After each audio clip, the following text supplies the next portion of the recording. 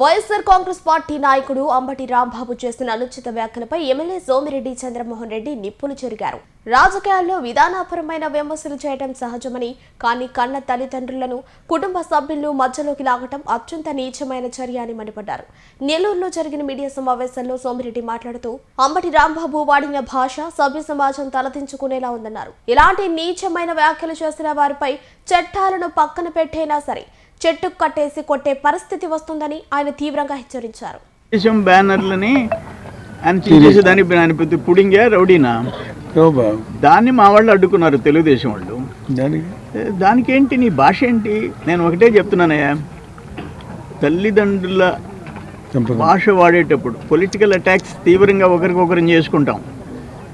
Culture వదిలేసి అన్కల్చర్డ్గా ఘోరంగా నీచంగా కన్నా తల్లిదండ్రులు, ఇక్కడ మాజీ మంత్రి, అక్కడ ఆయన మాజీ మంత్రి, నీ ఇష్ట ప్రకారం మీకేమన్నా లైసెన్స్ ఇచ్చారా?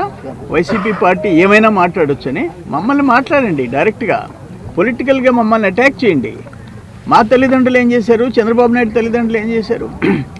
ఈసారి మాత్రం ఎవరినైనా సరే చెట్టు గట్టేసి కొట్టాల్సిందే.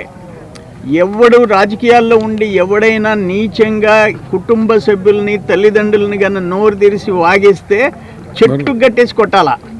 దాంట్లో చట్టాలు గిట్టాలు పక్కన పెడతాం, పోతాం జైలుకి.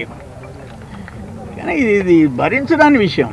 ఇక్కడ ఒకడు నోరు బారేసుకుంటాడు, మా తల్లిదండ్రులని, చంద్రబాబు నాయుడు తల్లిదండ్రులని, ఆయన అరగంట ఆయన నోరు బారేసుకుంటాడు.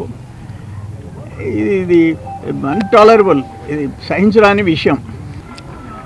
ఎవడైనా ఒక రాజకీయ పార్టీ నాయకుడు వాళ్ళ పార్టీలు ఎవరైనా హద్దు దాటితే కనీసం లోపల పిలిచినా, బయట మందులు ఇచ్చిపోయినా లోపలికి పిలిచినా మందులు ఇస్తారు. ఆయనకి ఫోన్లు చేసి అంబటిని కంట్రోల్ చేయకుండా ఆయనకి ఫోన్ చేసి నీవు ధైర్యంగా ఉండు, నీకేం పర్వాలేదు, నేను ఉండానంటే ఇంక కురవాళ్ళని కూడా తిట్టమనే. అంతే కదా మరి, మాకు అసలు అర్థం కావటంలే.